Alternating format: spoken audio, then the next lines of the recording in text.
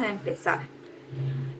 ¿Qué es la microbiología? No es una pregunta que sería demasiado fácil si estuviera en su examen, pero si es que les aparece, buena suerte de usted, ¿ya? Porque empecemos por aquí porque es algo que todos debemos saber. Vamos a tratar de ser puntuales para no tardarnos mucho. La microbiología vendría a ser, ¿qué cosa? Una ciencia. La ciencia que se encarga del estudio de los seres vivos pequeños, que vendrían a ser denominados los microorganismos. ¿Y esto qué va a incluir? Va a incluir bacterias, hongos, levaduras, virus y entre otros, ¿ya? Pero los más principales serían esos, porque cada uno se puede subdividir y todo eso. Por ejemplo, en los hongos entran lo que vienen a ser las levaduras y todo eso. ¿Cuándo se desarrolló la microbiología como ciencia? Porque la microbiología, hablando de manera teórica, ha existido siempre, ¿me entiende? Porque los microorganismos han existido siempre, pero como ciencia y como tal, se desarrolló en la última etapa del siglo XIX. Luego vamos a hablar de ciertos personajes importantes. ¿Por qué? Porque en el examen se les puede preguntar quién hizo X cosa y ustedes tienen que seleccionar la opción correcta o también pueden tener que escribir su nombre.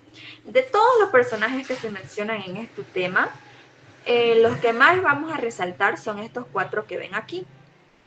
Serían Anthony van Leeuwenhoek, Robert Hooke, Robert Koch y Louis Pasteur, ¿ya? Con el primero, que sería Anthony van Leeuwenhoek,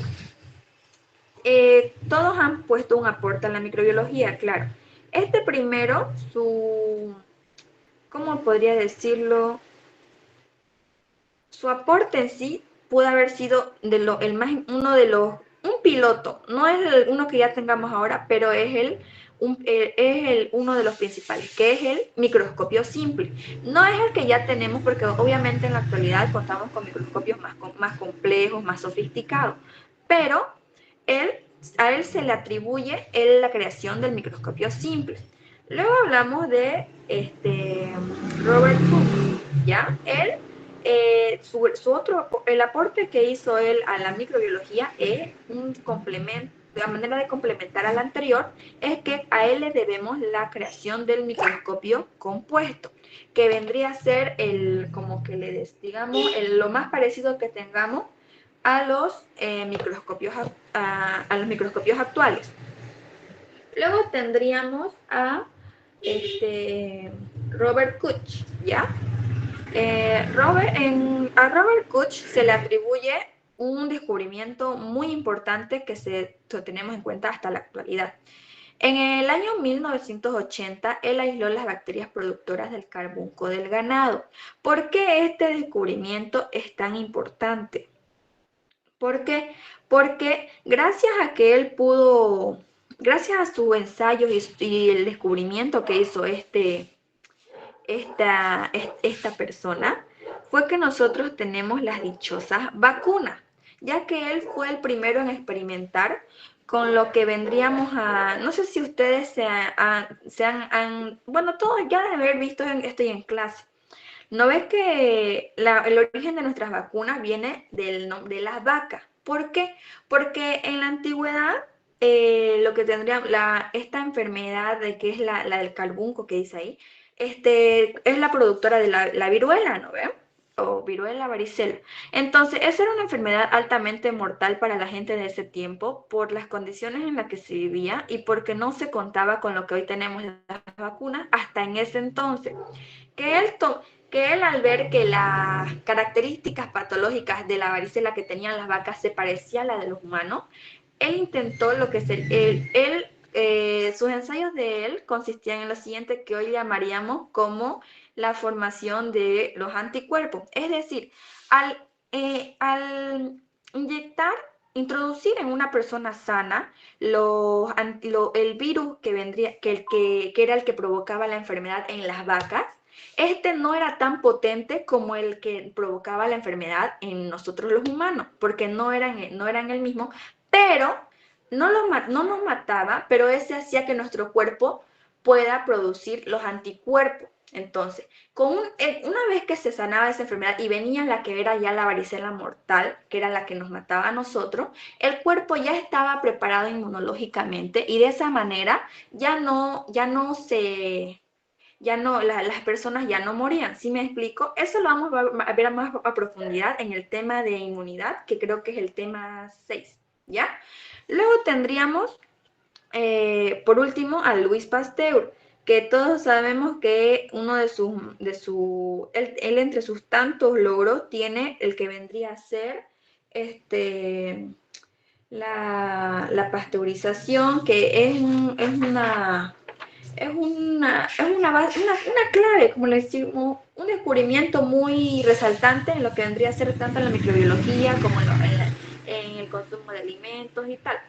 A ver, ¿qué más podría decirles de este personaje? Creo que solo sería eso. Eh, Luego, a ver, vamos a seguir con la clasificación de, de los tipos de células. Nosotros tenemos células eucariotas y células procariotas, ¿verdad? Entonces, ahí vamos a diferenciar entre estas dos. ¿Y qué tipo de células son los que tienen las bacterias? Son células procariotas, ¿verdad? Entonces, de ahí vamos a partir nosotros para estudiar lo que es microbiología. Pero a manera de conocimiento, quiero que observen esta imagen y puedan observar que si bien sus componentes, como les digo, los componentes estrictos o obligatorios de las bacterias, de la célula procariota, que es decir, las bacterias, son muy parecidos a los de la eucariota en ciertos aspectos, pero ¿qué radica más que todo su diferencia? No van a tener un núcleo definido, van a contar con un organelo llamado nucleoide, que si bien no es un núcleo, también van a tener cápsula y membrana plasmática, flagelo, pared celular y otros más que van a ser por ejemplo, el glucocálix, va a ser los pilis, etc. Que eso lo vamos a ver en el tema 2. Clasificación de la bacteria. Hay muchas formas de clasificarla, pero según su pared celular nos dividimos en dos grupos, que serían gram positivo y gram negativo. Ahora vamos a ver ahí mejor la estructura de una bacteria, que tomamos como ejemplo la bacteria que provoca la tuberculosis, el Mycobacterium tuberculosis. Tenemos pared celular, cápsula, el nucleoide, y ahí es donde se encuentra el ADN circular, que sería la información genética de la bacteria. Tenemos el citoplasma, los ribosomas y los pils, ¿ya? Conforme vayamos avanzando, vamos a ver distintas estructuras de la bacteria.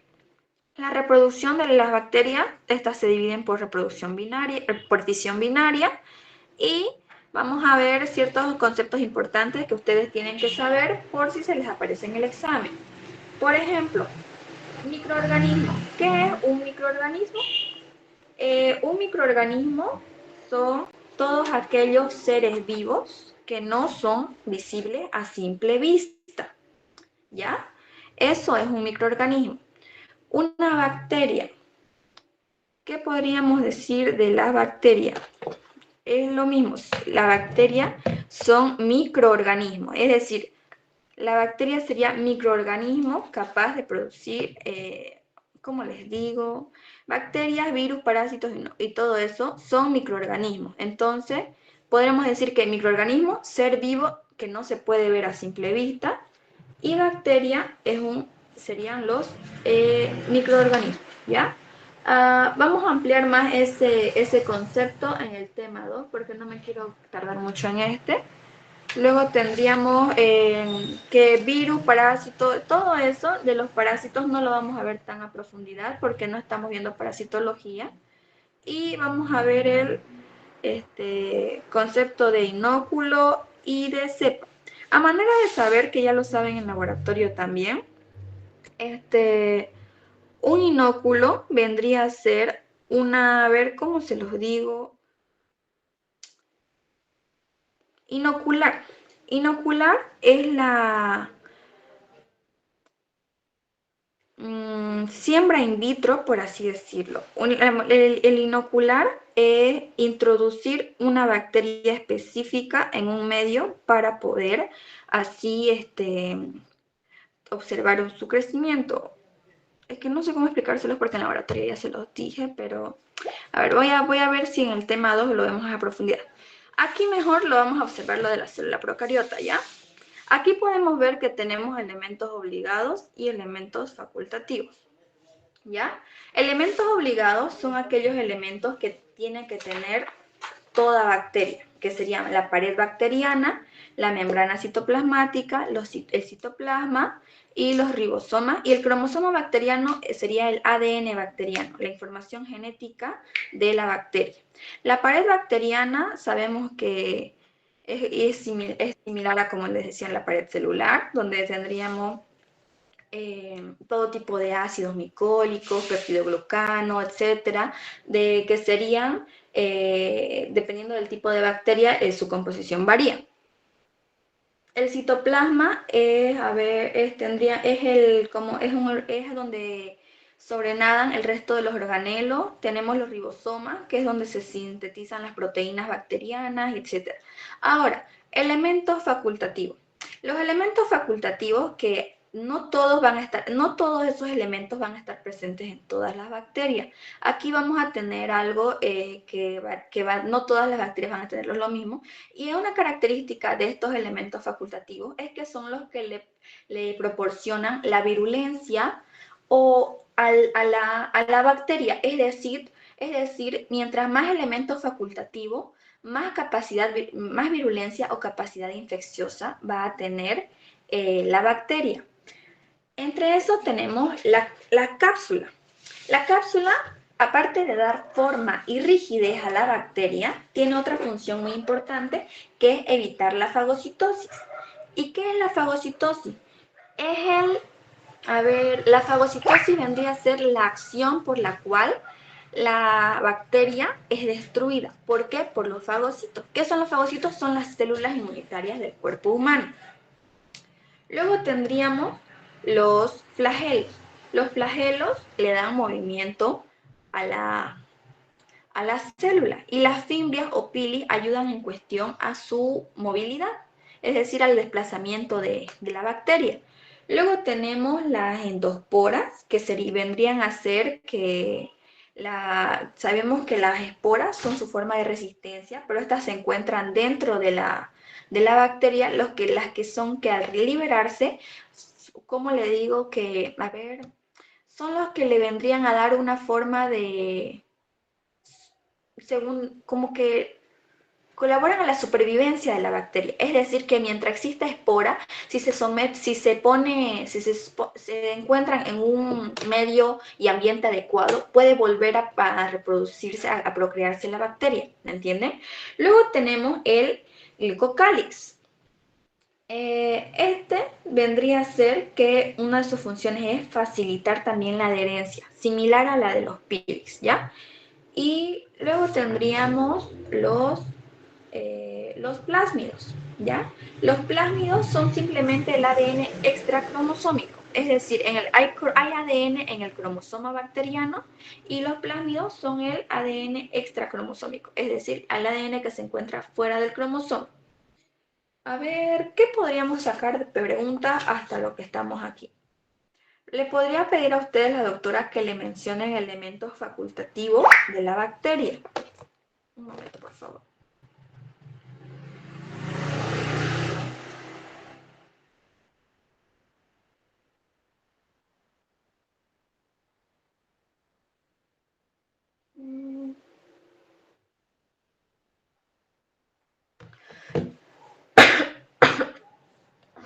Ya, ahora sí, perdón.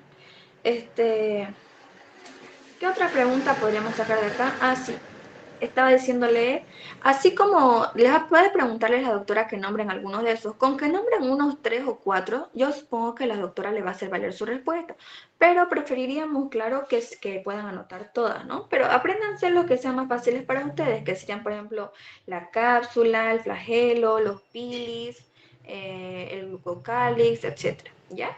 Ahora, de todos estos ya se repasó brevemente su función. Ahora vamos a ver qué tipos de microorganismos tenemos. Tenemos microorganismos patógenos y saprófitos, ¿ya? Los microorganismos patógenos son aquellos capaces de producir una infección y los saprófitos vendrían a ser los que no producen una infección, ¿me entienden?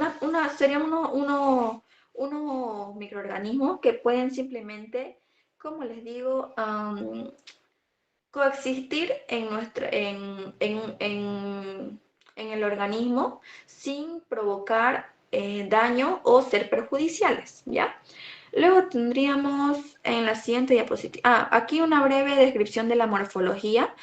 Esto es importante porque cuando empecemos a ver bacterias, tienen que saber cuáles son los cocos, cuáles son los bacilos, cómo se ve un estreptococo, etcétera, ¿ya? Ahora, vamos a ver las clasificaciones de la célula procariota, que serían las bacterias. Tenemos clasificaciones de todo tipo. Primero tenemos la clasificación según el oxígeno, ¿ya? ¿Por qué? Porque hay bacterias que necesitan oxígeno para vivir, hay bacterias que no necesitan oxígeno para vivir, hay bacterias que pueden adecuarse a cualquiera de las dos situaciones, y bacterias que necesitan oxígeno pero en muy poca cantidad, que son los que vemos en la imagen. Los aerobios estrictos son los que crecen en presencia del oxígeno, ¿ya? Es decir, si no hay oxígeno, estas bacterias no se desarrollan. Y por el otro lado, los anaerobios son lo contrario, crecen en ambientes sin oxígeno. Luego tenemos los aerobios facultativos, ¿ya? Los aerobios facultativos son los que ya les mencioné, que pueden crecer en ambas condiciones, y los microaerófilos, que son los que pueden subsistir con bajas cantidades de oxígeno. Luego tenemos, según el pH. ¿Por qué importa esta clasificación? Porque así como tenemos bacterias en todo nuestro cuerpo, tenemos zonas de nuestro cuerpo con diferente pH. Entonces, ahí tendríamos las bacterias acidófilas que van a desarrollarse en un pH ácido. Eso abarcaría de 1 a 5, ¿ya? Las neutrófilas son las que rondan de 5,5 a 8,5 de pH, y las de pH 9 a 10 serían las basófilas, es decir, las que se desarrollan en un pH más alcalino.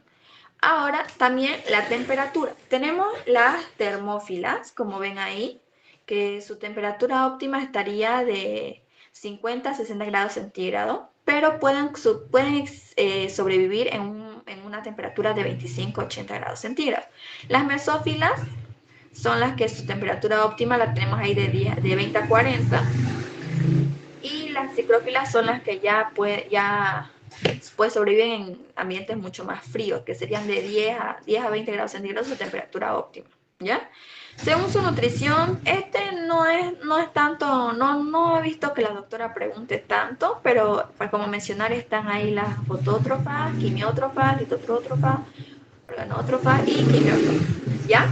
¿Por qué esto es ahí según su nutrición y todo eso? Porque no todas las bacterias, si bien las bacterias, por así decirlo, chicos, no son como los virus. Los virus siempre van a necesitar una célula viva de la cual subsistir. En cambio, las bacterias no. Son microorganismos, es decir, son seres vivos pequeñitos que tienen su propio sistema de nutrición. Entonces, no todos se alimentan de comida literalmente como nosotros, que en este caso de ellos pueden ser compuestos orgánicos y cosas así. Ellos también pueden producir su alimento a partir de que sí o sí necesitan, por ejemplo, necesitan luz, como las fotótrofas, para subsistir. Es decir, la luz vendría a ser parte de su alimento. Luego tenemos bacterias que utilizan sustrato mineral, como las litótrofas, y otras que la materia orgánica es su principal fuente de alimento. Es decir, no todas las bacterias se alimentan de lo mismo, dicho en palabras más simples. Luego tenemos la clasificación según las propiedades de su pared celular, que ya todos saben, gram positivo, gram negativo, ¿ya? Y ahí tendríamos también, de nuevo, la fuente de energía, que ya les mencioné y todo eso. Pero no es algo que suele preguntar tanto la doctora. Ahora, crecimiento bacteriano. Es un tema que en laboratorio sería el número 10, así que no deben estar muy, muy al tanto de este tema, ¿ya? Pero vamos a ir repasando. ¿Qué es el crecimiento bacteriano? El crecimiento microbiano o crecimiento bacteriano es el aumento de todos los constituyentes celulares. Esto no va a ser solamente que hayan más bacterias, es decir, que aumente el número de microorganismos. También implica que crezcan en tamaño, es decir, que va a ser un aumento de sus constituyentes celulares que conlleve un aumento de masa y de número de células. Es decir, no solo van a haber más bacterias o no solamente van a haber las bacterias que ya están, pero más grandes. No, va a ser todo en conjunto. Más bacterias y bacterias más grandes, ¿ya? Por así decirlo. Ahí es donde entra el concepto de unidades formadoras de colonias y cosas así, pero son conceptos que manejamos más que todo en laboratorio. Luego tendríamos los nutrientes necesarios, ¿ya? Los nutrientes necesarios para, que son más que todo los que ponemos en los medios de cultivo, que los que son de mi grupo de laboratorio, ya les he mencionado esto, vendrían a ser los necesarios o los que más que todo utilizamos serían el carbono, el nitrógeno, el hidrógeno, el oxígeno, el azufre y el fósforo. Y unos que otros minerales que también utilizan, ¿ya? Ahora, vamos a conceptos de crecimiento individual y crecimiento colectivo. Como ya les decía, el crecimiento individual va a ser el aumento de masa de la bacteria y el crecimiento colectivo va a ser el aumento en el número de células. ¿Ya? No quiero que se confundan o tomen todo la palabra crecimiento microbiano como una sola definición. Son dos definiciones en uno. ¿Ya? Ahora vamos a tener los factores del crecimiento bacteriano. ¿Cuáles son? Son físicos y químicos. En físicos tenemos pH, temperatura y presión osmótica. La presión osmótica es muy importante en lo que vendría a ser. ¿Por qué? Porque una alta presión osmótica puede causar la pérdida del agua de la bacteria, es decir, que la bacteria se deshidrate y también la plasmólisis, ¿ya? Entonces, eso. ¿En qué afectaría eso? Favorecería a la muerte celular, porque ustedes saben que los microorganismos sin agua no viven, y eso incluye a las bacterias, ¿ya? Luego tendríamos los químicos, que serían los nutrientes que ya hemos mencionado, ¿ya? Luego tendríamos medios de cultivo, que ya saben, en laboratorio hemos visto, tenemos medios nutritivos, de enriquecimiento, selectivos y diferenciales. En los nutritivos van a crecer estos están diseñados para que crezcan la mayoría de microorganismos posibles. Luego tenemos los de enriquecimiento, que vendrían a ser aquellos que tienen en su composición distintos tipos entre sus componentes, varios que favorezcan el crecimiento de las bacterias. Luego tenemos los selectivos, a los cuales se les colocan los dichosos indicadores, que pueden venir a ser sustancias químicas y cosas así, que estos son los que van a hacer que en el momento del crecimiento se haga con mayor facilidad eh, el microorganismo que uno quiera, que uno necesite. Un ejemplo de esto tendríamos el agar McConkey. El McConkey sabemos que es selectivo y diferencial a la vez, ¿no ve? ¿Por qué? Porque tiene en su composición componentes que hagan tomando como ejemplo el Staphylococcus aureus, crezca de manera óptima esa bacteria. Y diferencial porque también tiene una característica que hace que vire de color con esta bacteria, y al virar de color eso vendría a ser un indicativo de qué bacteria es la que se está poniendo, se está inoculando. Entonces, en eso tendríamos. Eso ya lo saben del laboratorio y no es algo que se vea muy a profundidad en el examen, pero sería bueno que lo sepan, ¿ya? Como vimos, seguimos con la fisión binaria, que es por si les preguntan en el examen cómo se reproducen las bacterias. Y a continuación tendríamos las fases de crecimiento bacteriano. Las fases de crecimiento bacteriano me entraron a mí en el examen del año pasado, así que si es que a la doctora se le da por meterla al examen de nuevo, sería bueno que lo sepan, ¿ya? Primero tenemos la fase de latencia, luego tenemos la exponencial, que sería exponencial o también llamada logarítmica, y después tenemos la estacionaria y la de muerte. ¿Ya? Esta fase no creo que les pida a la doctora el concepto de alguna, pero por si acaso tienen que saber. La fase de latencia vendría a ser, es la primera etapa del crecimiento bacteriano, ¿ya? Y en esta etapa lo que va a pasar es que la bacteria va a empezar a adaptarse a las condiciones del cultivo. En esta fase todavía no vamos a ver aumento en el número de células, ¿ya? La fase en la que vamos a ver crecimiento es en la exponencial o logarítmica. En esta fase la velocidad de crecimiento alcanza su tope, su máximo.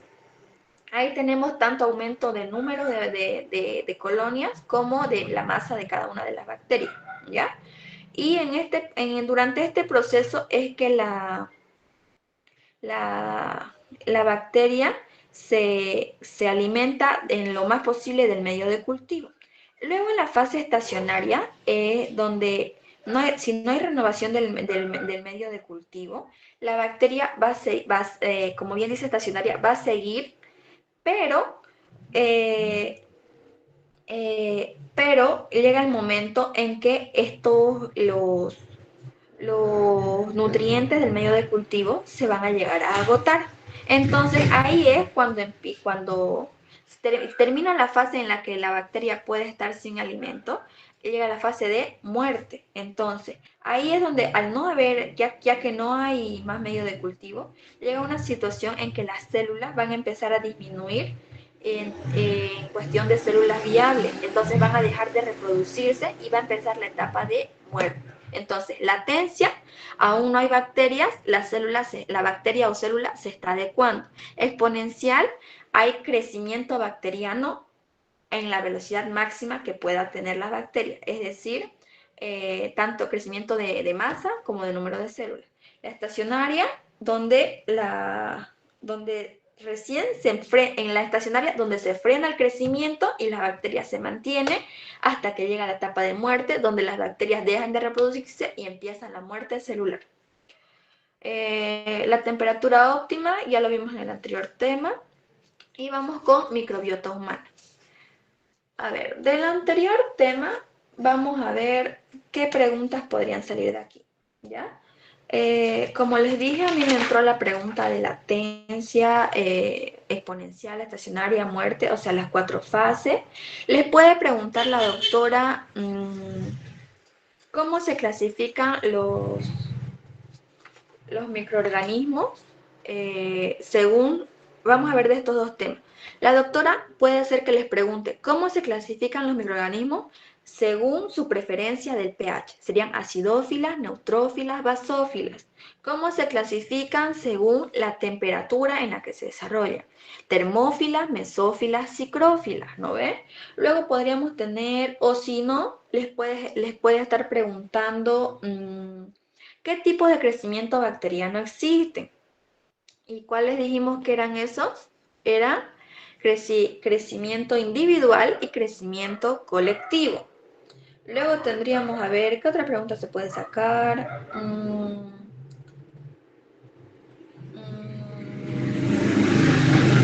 ¿Qué tipo de... puede pedirles que definan algunos de los medios de cultivo? Solamente algunos. Tal vez puede decirle, dígame la definición de un medio de cultivo diferencial.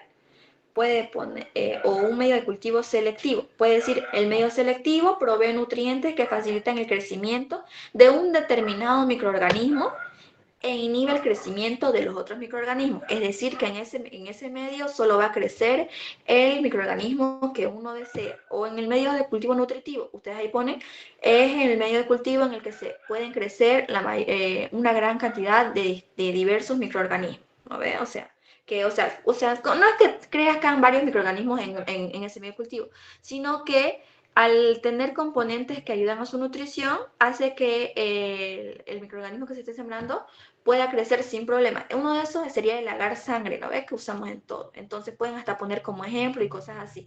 Manéjense los conceptos de estos 4 por si es que la doctora se los pregunta, ¿ya? Eso sería de estos 2 temas. Sí, no veo qué pregunta más pueda sacar de acá. A ver, sigamos con el tema 4, microbiota humana. ¿Qué es la microbiota humana o microbiota normal? Esto vendría a ser el conjunto de microorganismos que se encuentran de manera habitual en un cuerpo sano, ¿ya? Y tenemos 2 tipos de microbiota, que es la nativa y la transitoria. Vamos a estar viendo. Ahora, hay algo aquí que quiero que observen ahí abajito, no sé si lo ven, la microbiota y la microbioma. Y el microbioma. La microbiota, como les dije, es el conjunto de los microorganismos que habitan el cuerpo habitual, ¿no ves? El microbioma vendría a ser el hábitat en el que se encuentran estos microorganismos. Y nosotros sabemos que tenemos distintos tipos de hábitat en todo nuestro cuerpo donde pueden desarrollarse, ¿no ves? Entonces, si les pregunta la diferencia o es una pregunta trampa donde les pregunta el concepto, no se confundan. Microbiota y microbioma no es lo mismo. Tenemos la microbiota, el conjunto de microorganismos. El microbioma, el hábitat donde estos se encuentran, ¿ya? Ahora, tenemos microbiota normal en la piel, en la cavidad oral, en el tracto gastrointestinal y el tracto respiratorio. Obviamente tenemos más tipos de... Tenemos más, pero los por mencionar más importantes para su examen serían estos 4, ¿ya? ¿Qué importancia tiene la microbiota humana para la salud en general? Dependiendo de dónde se encuentren, a ver, tenemos las bacterias del intestino, que ayudan a la función del complejo B. Ahí tendríamos la digestión, que ayudan en la digestión de los alimentos. Tendríamos que la síntesis de vitaminas en el intestino. Tenemos la producción de pH ácido de la vagina, que como saben tenemos nuestro conjunto de bacterias ahí en nuestro aparato reproductor femenino, que vendrán a ser las bacterias lácticas. Luego tenemos la protección competitiva frente a agentes patógenos. Con esto nos queda claro que no todas las bacterias son malas. Tenemos bacterias buenas, por así decirlo, beneficiosas, las que forman parte de nuestra microbiota normal, que habitan nuestro cuerpo sano, ¿ya? Luego tenemos otro concepto que quiero que aprendan, los probióticos y los prebióticos, ¿ya? En lo que tendríamos de los probióticos, estos son los que van a ayudarnos a la digestión de la lactosa, nos ayudan con la absorción de minerales y cosas así. Eso se encuentra en el intestino, ¿ya? Estos también se han dado cuenta que en cuestión de que para prevenir la diarrea y todo eso nos recetan probióticos. Y luego tendríamos los prebióticos. Estos estimulan el desarrollo de las poblaciones bacterianas, ¿ya? Entonces tendremos los probióticos que en sí son los que ayudan en la cuestión de digestión, absorción en el tracto gastrointestinal, y los prebióticos que estimulan el desarrollo de las poblaciones bacterianas de ahí del tracto gastrointestinal. Y a ver, luego tendríamos alteraciones. ¿Qué acciones pueden llegar a alterar nuestra microbiota normal? Tendríamos en el caso del tracto gastrointestinal, tendríamos la dieta.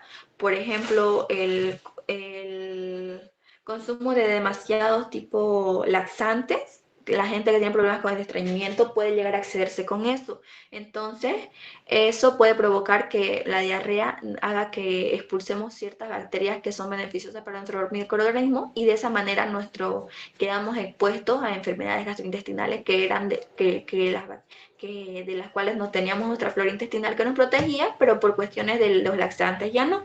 Luego tendríamos el uso desmedido de antibióticos, ¿ya?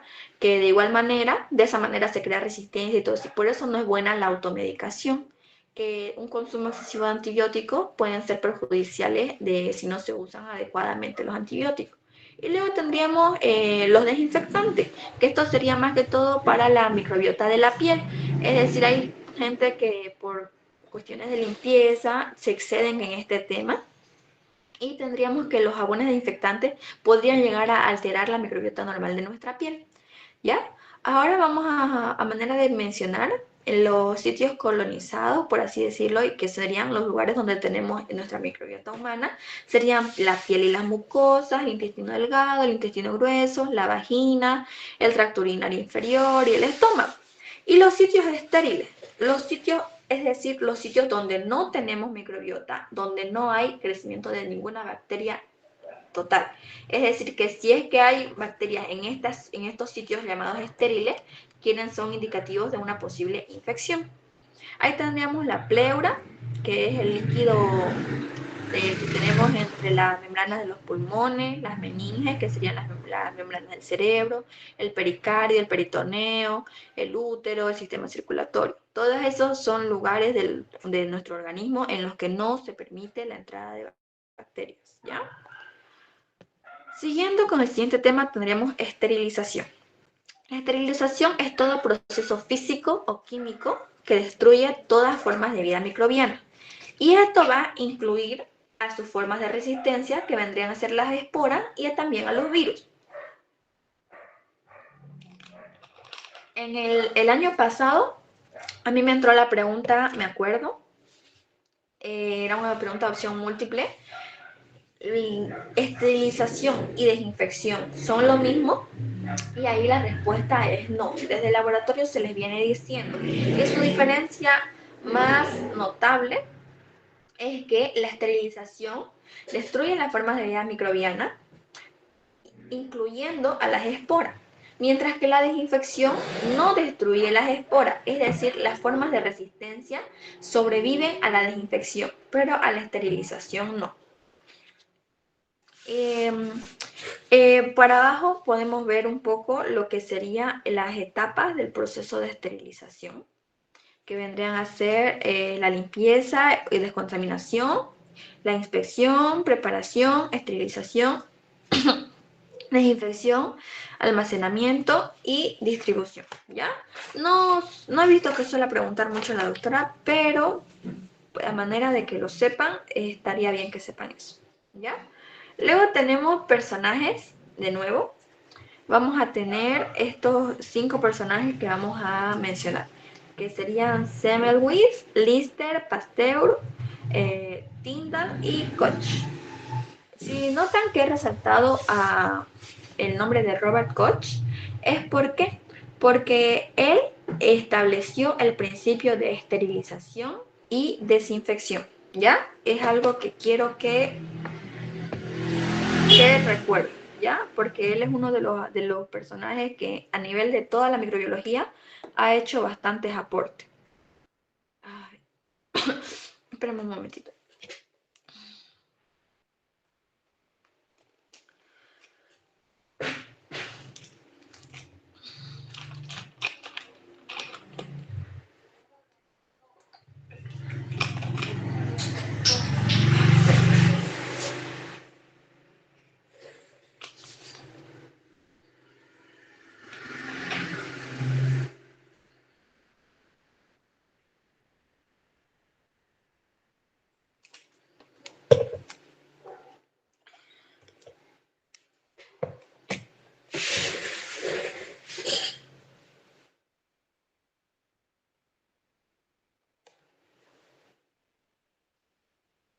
Ya, ahora sí. Ya, tenemos a Sam Lewis, que a este señor le vamos a deber lo que vendría a ser el lavado de manos, ¿ya? Es decir, antes el concepto de esterilización no estaba ni reconocido, ni aplicado, ni nada. Era algo totalmente desconocido.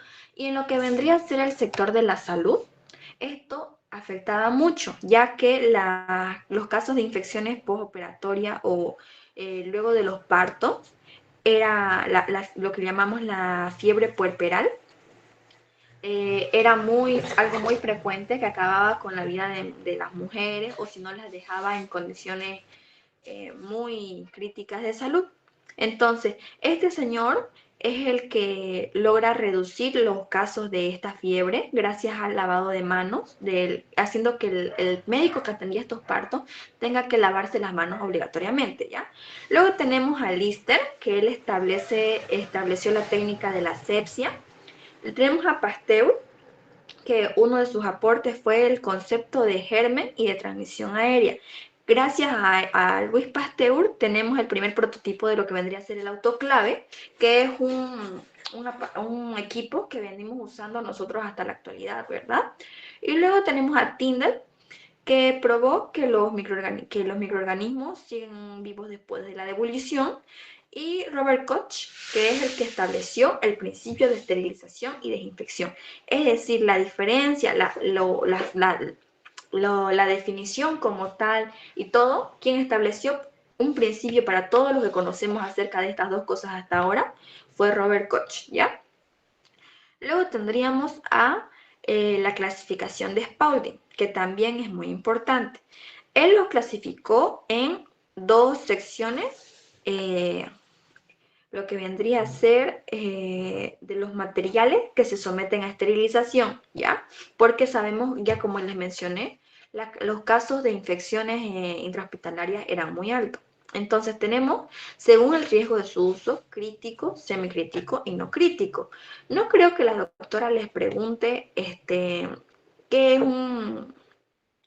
es un artículo crítico, ¿no? Pero por si acaso les voy a ir diciendo qué, ¿ya? Entonces tenemos, según su clasificación de Spalding, crítico, semicrítico y no crítico. Los críticos son aquellos que van a tener contacto directo con las cavidades estériles del cuerpo humano. ¿Qué cavidades eran esas las que le mencioné anteriormente, no ve? Que vendría a ser las zonas del corazón, luego tenemos en operaciones de hemorragias craneoencefálicas teníamos el cerebro, todo tipo de cavidad estéril del microorganismo, de nuestro organismo, ¿ya? Luego tendríamos los semicríticos.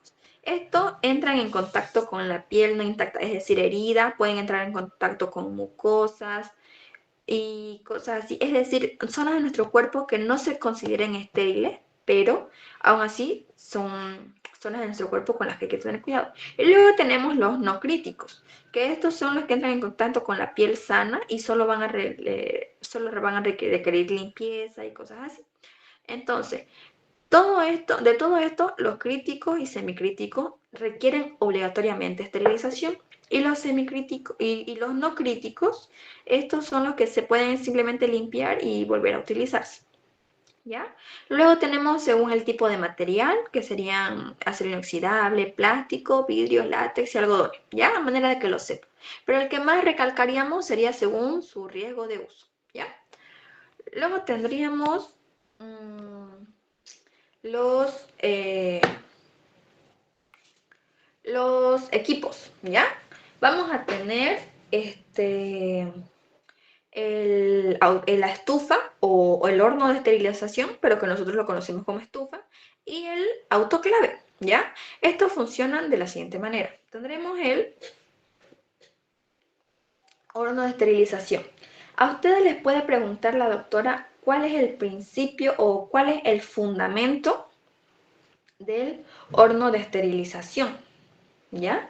El fundamento del horno de esterilización vendría a ser que utiliza el calor seco en forma de ¿qué? De aire caliente, el cual va a quemar por oxidación las proteínas de la bacteria, ¿ya? Y por su otra parte tenemos el calor húmedo, que vendría a ser el autoclave. ¿Cuál es el principio o el fundamento de la esterilización por autoclave? El autoclave utiliza el vapor de agua, o sea, el calor húmedo en forma de vapor de agua, y este elimina la desnaturalización y coagulación de proteínas. Entonces, cualquiera de estos dos podría entrarles a su examen, y ustedes tienen que saber el fundamento como la palma de su mano, que lo llevan saliendo del laboratorio, ¿ya?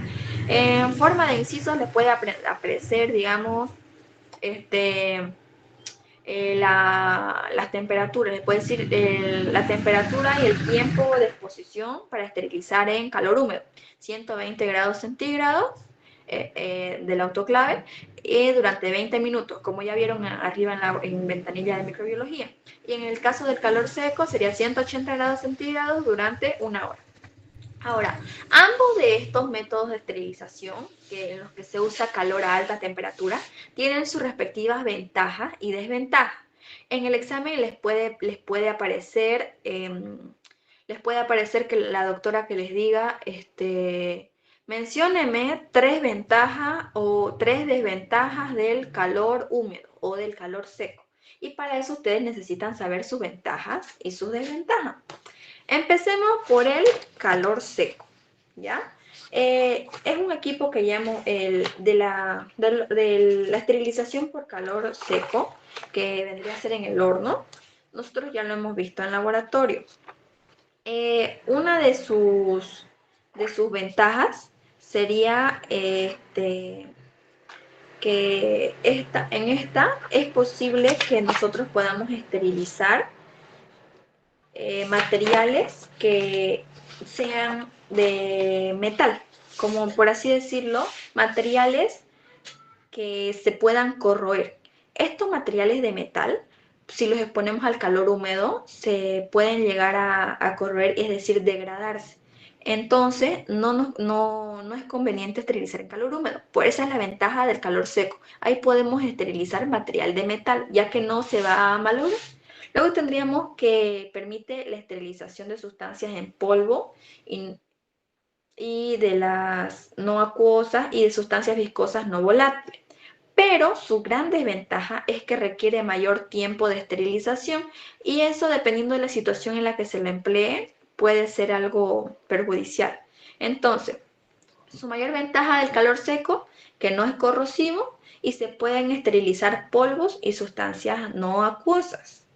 Y de desventaja, que el tiempo de esterilización es mayor en comparación del calor húmedo. Luego tendríamos las ventajas del calor húmedo. Las ventajas de esta sería, para empezar, su tiempo, es decir, se calienta de manera más rápida y se esteriliza en menos tiempo, ya dijimos, en comparación con el calor seco. Otra ventaja es que no deja residuos tóxicos y hay un bajo deterioro del material expuesto. Pero las desventajas, que a comparación del calor seco, como ya habíamos dicho, que no podemos esterilizar soluciones, es decir, sustancias acuosas no podemos esterilizar aquí. Y también tenemos lo que mencionamos de los objetos metálicos. Estos se pueden llegar a corroer y a degradarse. Ahora, los agentes químicos de esterilización. Les puede pedir que mencionen unos 2 o 3 la doctora y ustedes tienen que escribirlo, ¿ya? Que serían el óxido de etileno, el peróxido de hidrógeno en forma de plasma, el ácido peracético, el formaldehído o glutaraldehído y cosas así, ¿ya? Y esto vendrían a ser los agentes químicos. Luego tenemos las reacciones ionizantes y no ionizantes, que no se mencionan mucho ni en laboratorio. ¿Por qué? Porque nosotros en la universidad no usamos estos métodos. Entonces, a manera de saberlo nomás sería, pero en sí no se usan tanto. Un concepto que sería bueno que recuerden, como ya les dije, desinfección, que es la destrucción de formas de microbianas, pero no sus formas de resistencia, es decir, no las esporas o formas esporuladas. Luego tendríamos los controles de esterilización. ¿Cuáles son? Físicos, químicos y biológicos, ¿ya? No quiero que confundan quiero que se confundan como en laboratorio los controles con los métodos de esterilización, ¿ya? Tengan cuidado con eso en el laboratorio, más en el examen. En físico tenemos el termómetro, que es el control de temperatura, el manómetro, que sería el control de la presión, el reloj para controlar el tiempo y el higrómetro para controlar la presión del agua y cosas así, ¿ya? Luego tenemos en los químicos, las tiras de reactiva, esas que viran de color, que ya se les explicó.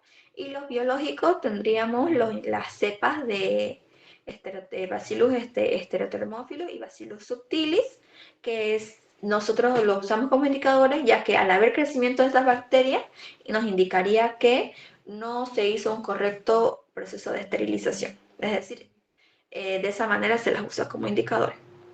Luego tendríamos el tema 6, que sería la fisiología de la respuesta humana a la infección. De este tema necesito que sepan esos 4 conceptos que les he resaltado al lado izquierdo. ¿Ya? Tenemos antígeno, anticuerpo, ¿ya? Estos puede ser que más que seguro les entra al examen porque a mí me entró. ¿Qué es un antígeno y qué es un anticuerpo? Un antígeno, como bien dice ahí, son estructuras moleculares que se encuentran en la superficie de los virus y el sistema inmunitario reconoce. Es decir, los antígenos son aquellos que pueden llegar a provocar la infección.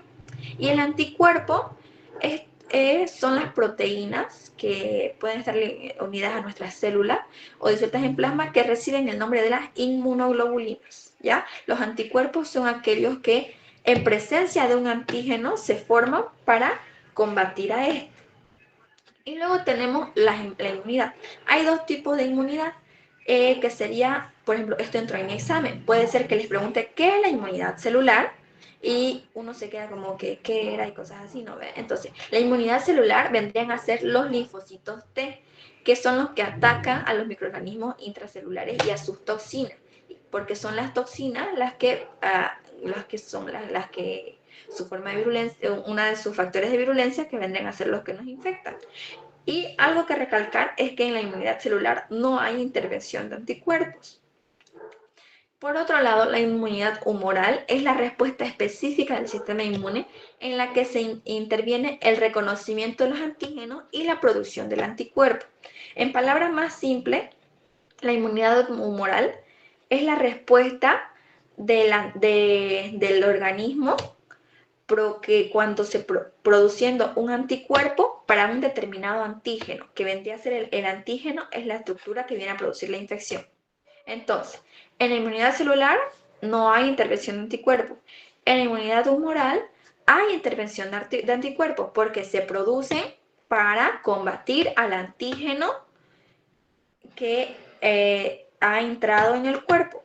Entonces, en la inmunidad celular simplemente es la acción de los linfocitos T actuando como nuestra línea de defensa contra lo que vendrían a ser los microorganismos.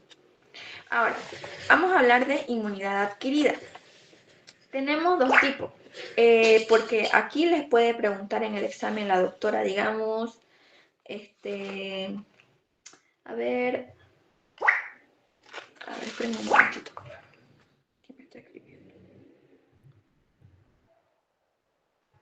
Un momentito, por favor, chicos.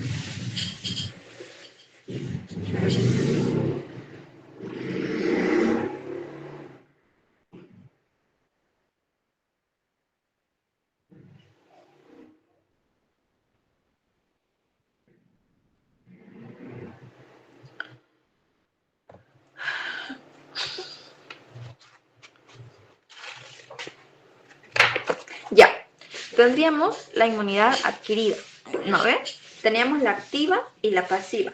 En la activa tenemos la natural, que vendría a ser la que obtenemos tras superar una infección. Es decir, nosotros llegamos a contraer algún tipo de infección y al momento de sanarnos, nosotros ya nuestro cuerpo ya generó distintos anticuerpos específicos para esta infección, que son los que nos ayudaron a combatirlo. Y es decir, es como si como ahí dice, con memoria inmunológica, nuestro cuerpo, nuestro sistema inmune tiene memoria, es decir, ya tenemos los anticuerpos y cuando volvemos a contraer una infección del mismo tipo, nuestro cuerpo ya está preparado para combatirla y es así como las enfermedades nos afectan un poco menos. Luego tendríamos la artificial, que son las vacunas, que son la inoculación de los antígenos inmunogénicos, como dice ahí. Como ya les había dicho en el primer tema, el ejemplo de el carbunco de ganado, que es decir, que ahí tenemos que se usó esas bacterias, las que enfermaban a las vacas, para introducirlas en nosotros y que de esa manera nuestro cuerpo pueda crear anticuerpos. Y cuando venía la enfermedad, que era la de los humanos, la que era mortal, ya el cuerpo tenía anticuerpos que teníamos anticuerpos para eso y de esa manera la enfermedad no nos afectaba tanto. Entonces, ahí tenemos los 2 tipos de inmunidad adquirida activa. ¿Y cuáles son las que tienen memoria inmunológica? Tras superar la infección y las vacunas. Por otro lado, tenemos la pasiva, que el organismo adquiere los anticuerpos específicos. Ahí tenemos a través de la placenta la natural, es decir, esa es la inmunidad que pasa de madre a hijo.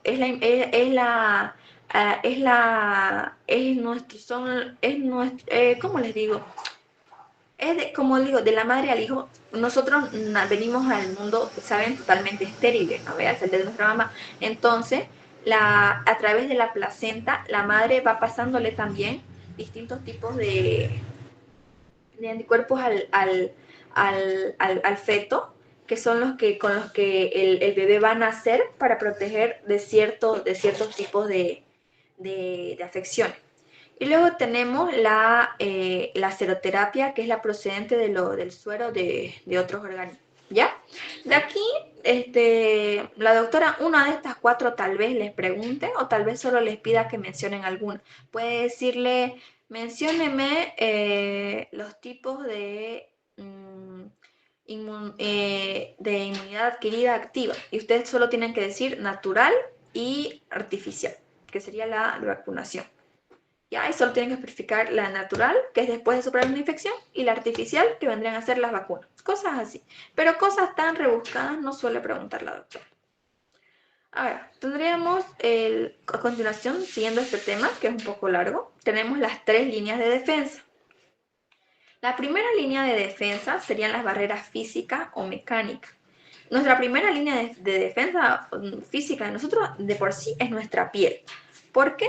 Porque la piel dificulta el ingreso de los microorganismos patógenos y por ahí, y como nosotros tenemos, si saben, todo el tiempo renovamos células, ahí dice que elimina los microbios mediante la descamación. Es decir, al momento que nosotros vamos eliminando piel muerta, también ahí se van los microbios que pueden quedar adheridos a nuestra piel.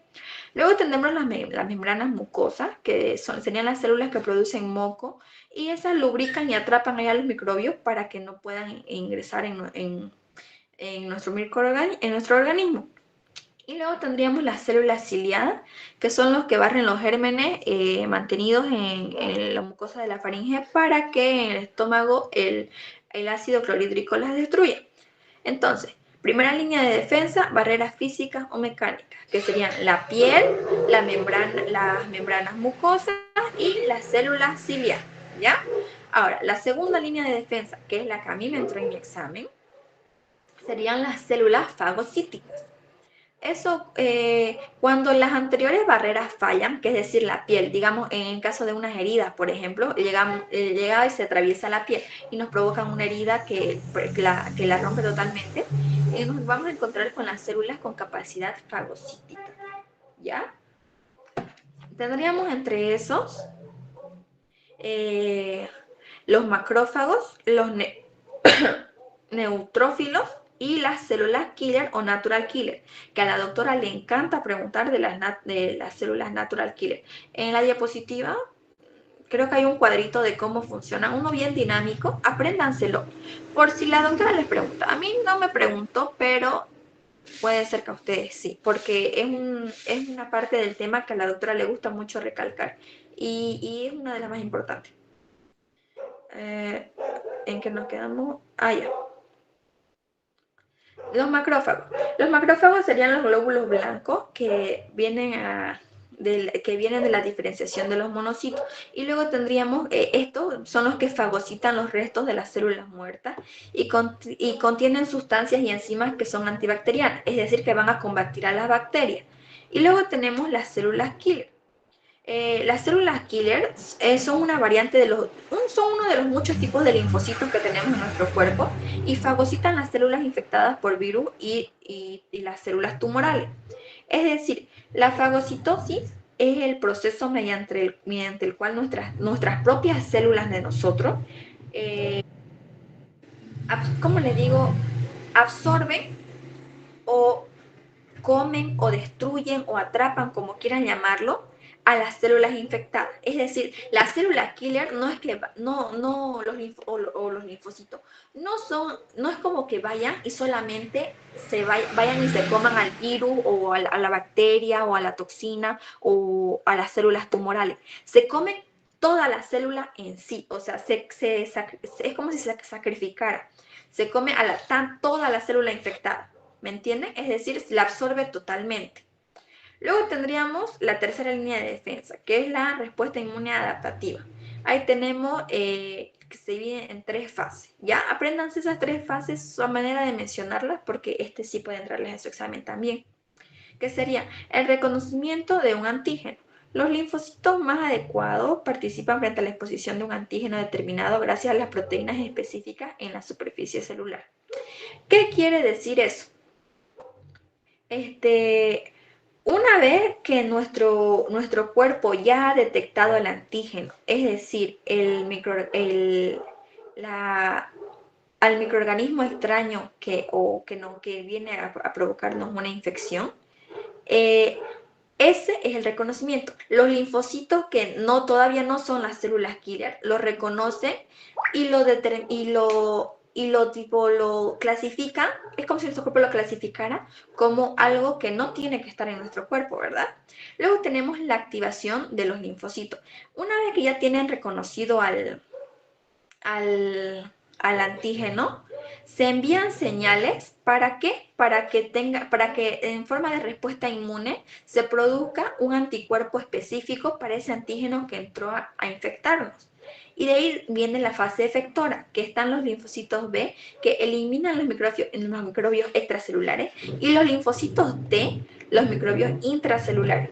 Es decir, los linfocitos en general son los que en la fase efectora se encarga de eliminar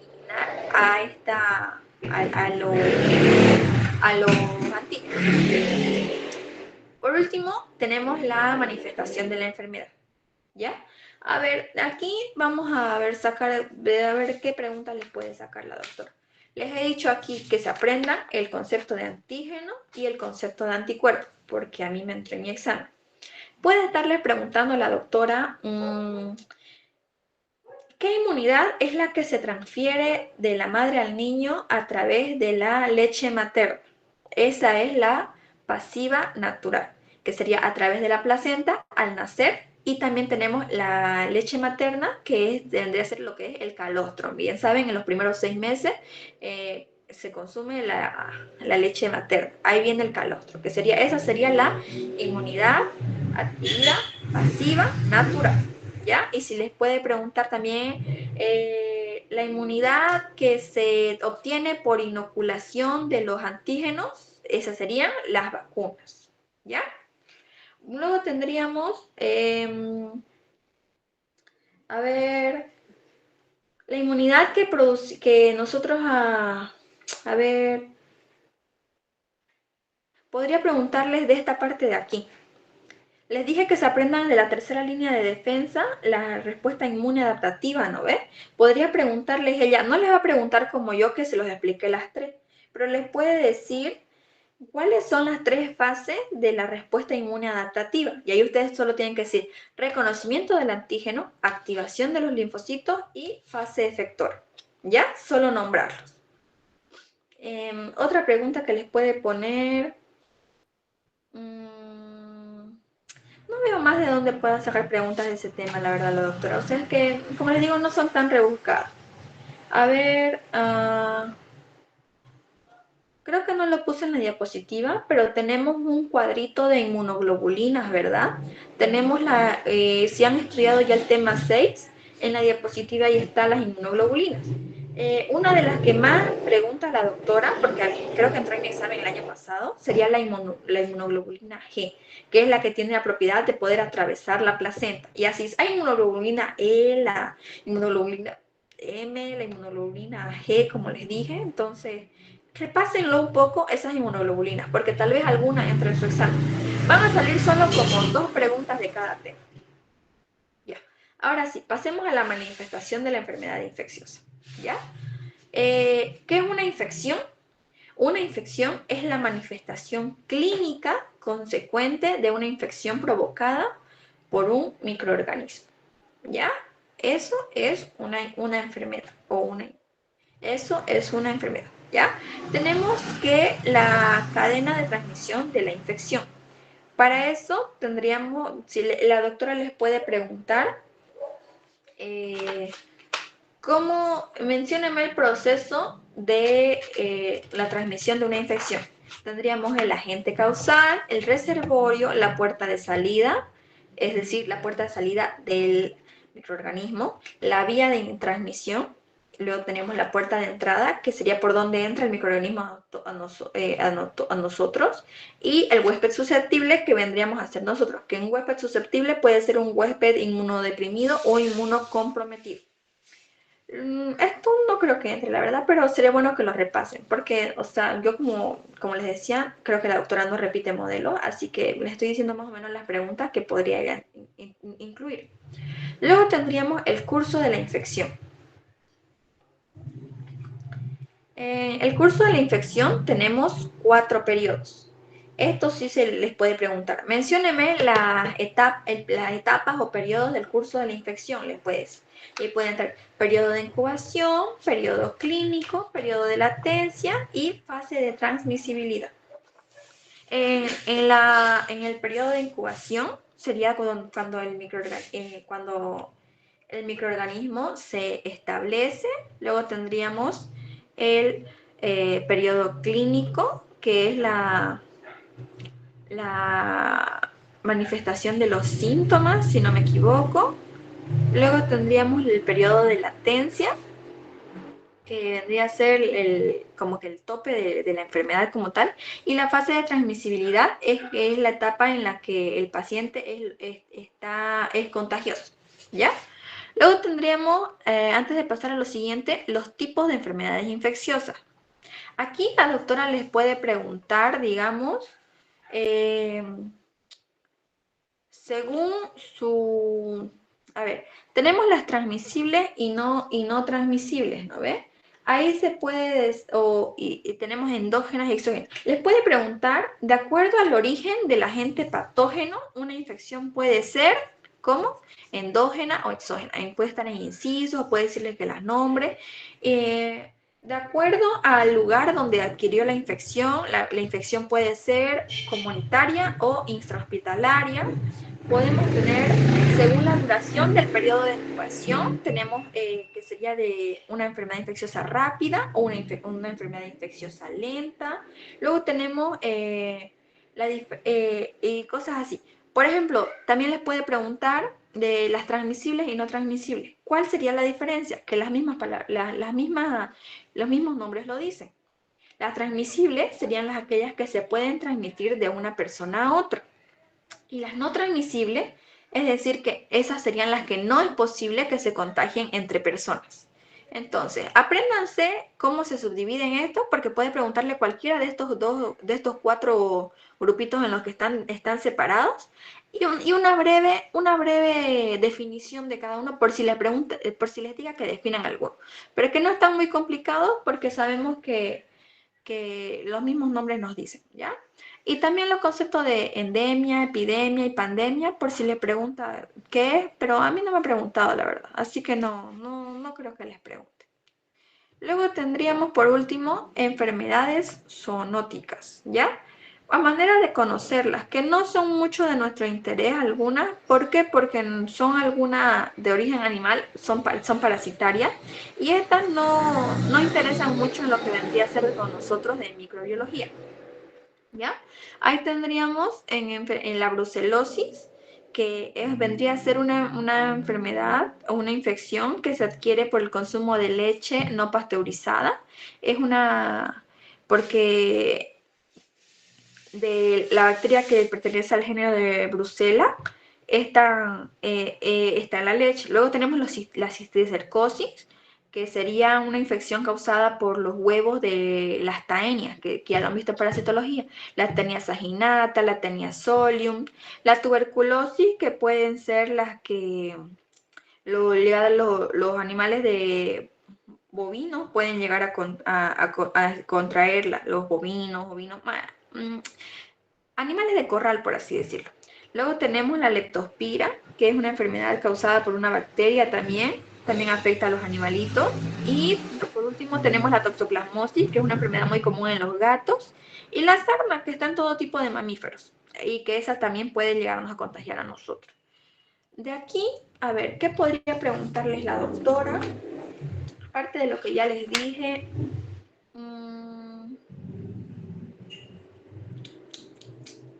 a ver,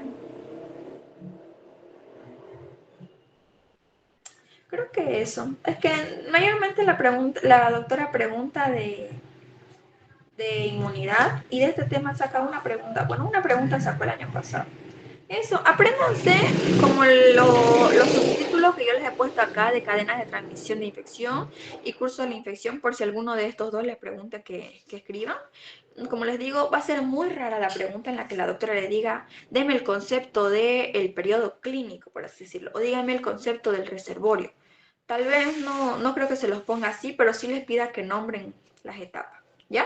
Ahora, hasta ahí hemos llegado aquí. Como les he dicho ya al principio, los otros dos temas son más larguitos y esos los voy a dar con ayuda de las diapositivas de la doctora, porque esos temas son demasiado para poder resumirlo en pocas diapositivas como hasta ahorita. ¿Ya? A ver, vamos a entrar, ahorita les empiezo a compartir esa pantalla. Tan, tan, tan, tan, tan, tan.